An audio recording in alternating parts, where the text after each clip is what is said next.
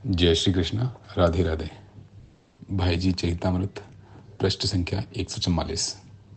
दादरी में एकांत साधना।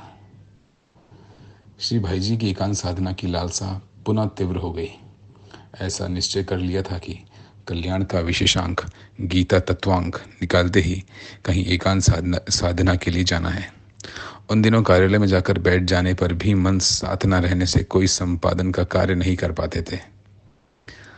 अंततोगत्वा भाद्र शुक्ल को दादरी हरियाणा के लिए प्रस्थान हुए। वहाँ केवल 3 घंटे स्वल्प वार्तालाप या आवश्यक होने पर लिखकर बात करते। साथ में केवल स्वामी जी, श्री चक्रधर जी महाराज बाबा एवं श्री गंभीर चंद जी दुजारी थे। वहाँ की जीवनचर्या का विवरण लिखित वार्तालाप या पत्रों से प्राप्त होता है। कुछ बातें पूज्य भाई जी ने स्वामी जी चक्रधारी महाराज एवं श्री गंभीर चंद दुलारी को लिखकर कही, जिनके अंश नीचे प्रस्तुत है। आज सवेरे 7:30 बजे से 10 बजे तक बहुत आनंद रहा। ये सोचा है कि सुबह और दोपहर मिलाकर 6 घंटे लगभग अकेला रहूं। सवेरे थोड़ा बहुत समय अकेला रहूं और दोपहर में थोड़ा बहुत समय कमरा बंद रखना है। उस समय किसी को नहीं आना चाहिए। ऐसा सोचा ही है कि संख्या के हिसाब से कम 1 लाख नाम जब प्रतिदिन हो। कल से हो रहा है। इससे अधिक की संख्या नहीं रखनी। दिन में ऐसा रखा कि भोजन के बाद पौन घंटा बोल सकते हैं। आवश्यक बात हो तो नहीं। मधुर जी से कहना है कि रात में 1 घंटा प्रतिदिन व्याख्यान के लिए नहीं है, बोलने के लिए है। किसी से भी बातचीत की जा सकती है। कभी कभी कीर्तन के दिन सत्संग भी हो सकता है। नियमित बिल्कुल नहीं है। भोजन के बाद वहीं धूप पर बैठेंगे, वहीं 1 घंटा किसी से भी बात कर सकते हैं। इसके बाद पूज्य भाई जी कभी कभी जो लिख कर देते हैं, उनके अंश नीचे दिए गए हैं। अपने मन की कुछ नहीं होती। जो भगवान ने रच दिया वही होता है, वही होगा। मन में बहुत कुछ कल्पनाएं आती है कि भगवान की ओर से ही आती है, और उसमें जो असफल या सफल होगी वह भी भगवान की इच्छा अनुसार ही होगी। ऐसी भी कल्पना आती है कि मन की कल्पनाएं सर्वथा बंद हो जाएं। जो कुछ होगा वह ठीक ही होगा। शरीर नाशवान होने वाला ही है। इसके लिए जो होगा हो जाएगा। रहा भगवान के संस्पर्श का अनुभव, सो वह भगवान की कृपा निर्भर है। आजकल बड़ा नियमित जीवन हो रहा है। प्रतिक्षण मृत्यु देखकर सावधान रहना चाहिए। शरीर प्रतिक्षण मर रहा है, यही मृत्यु है। इसलिए नाम जब तक होश रहे, क्षण भर भी ना छूटे। यदि ऐसा होगा तो बेहोशी में भी भगवान संभाल लेंगे। सर्वलोक महेश्वर भगवान अपने श्री मुख से अपने को भूत मात्र का सुहृद घोषित करते हैं। हम भूत हैं ही। ऐसी अवस्था में भी हमें उनसे क्या मांगना, क्या चाहना। हमें विश्वास न होने के प्रतिकूल का अनुभव करके दुखी होते हैं।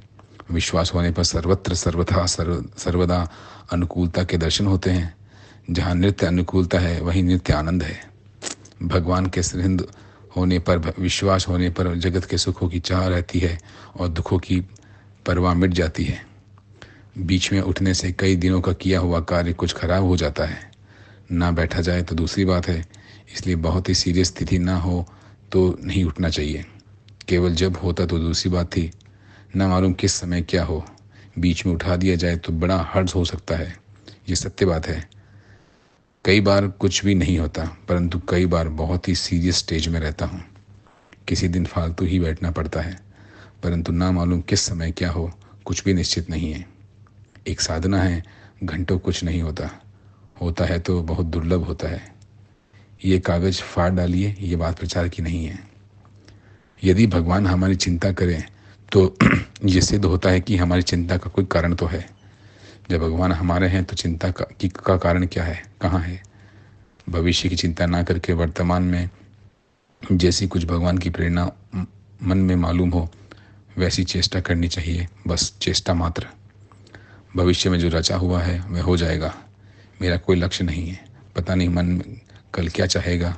भगवान ने जो रच रखा है वही लक्ष्य है। शरीर के संयोग का महत्व न देखकर आत्मा के संयोग का महत्व देना चाहिए।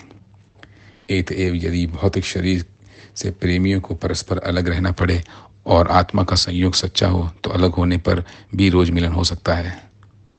सबसे उत्तम है कोई भी संकल्प ना हो हो तो यही कि भगवान का संकल्प पूरा हो, ये ना हो सके तो परमार्थिक शुभ संकल्प हो।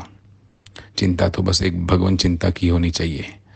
मन ठीक ना हो तो भी कोई बात नहीं, भगवान की कृपा से मन ठीक हुए बिना ही जो कुछ होना है वो हो जाएगा।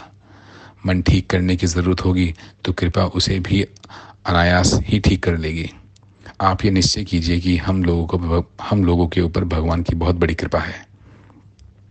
यहाँ तो सर्वथा एकांत कमरा नहीं है, इसलिए कोई नए आदमी के आने का कम पता लगता है।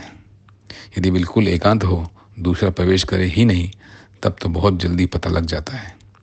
साधना के लिए उसी की जरूरत है, नहीं तो स्थान व्यभिचार होने के वातावरण साधन के अनुकूल नहीं रहता। वस्त्र और राशन शुद्धि भी यहाँ ठीक नहीं। जो होगा देखा जाएगा, भगवान की इच्छा के अनुसार जो होगा वही ठीक है। आप दोनों की इतनी प्रतिकूलता तो नहीं, यद्यपि इससे भी वातावरण कुछ गड़बड़ी तो प्रत्यक्ष ही होता है। वस्त्र आसन आदि और भी कई बातें हैं, पता नहीं वैसा कभी होगा या नहीं। कोई परिचित पास ना हो, अपने हाथ से सारा काम किया जाए। संक्षेप में वायुमंडल बिल्कुल एकांत हो, एकांत स्थान ही नहीं एकांत सब कुछ हो। अभी तो आशा नहीं है।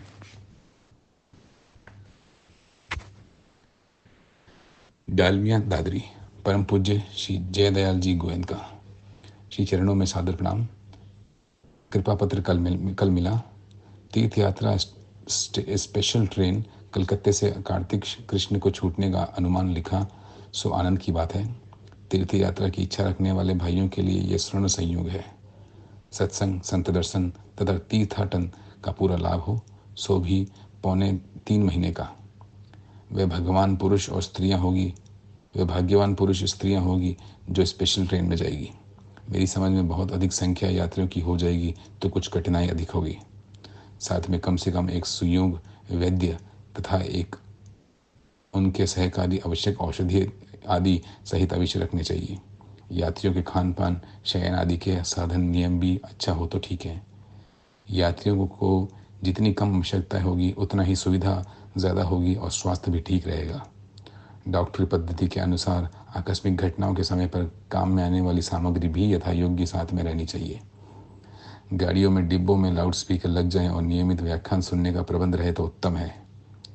मेरे साथ चलने का आपका संकेत जो बहुत ही कृपापूर्ण है, परंतु मैं एक मंदभागी हूँ। स्वास्थ्य की दृष्टि से भी इतना घूमना शायद उचित नहीं है और बहुत भीड़ भाड़ में मन की घबराता है।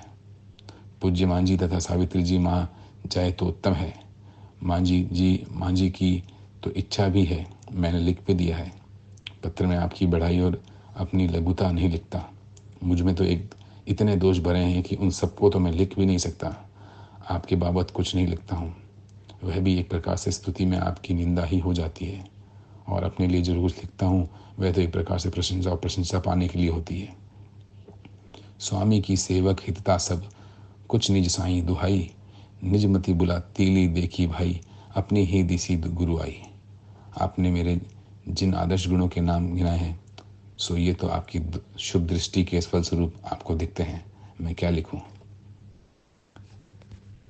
जय श्री कृष्ण। राधे राधे। नारायण नारायण नारायण नारायण।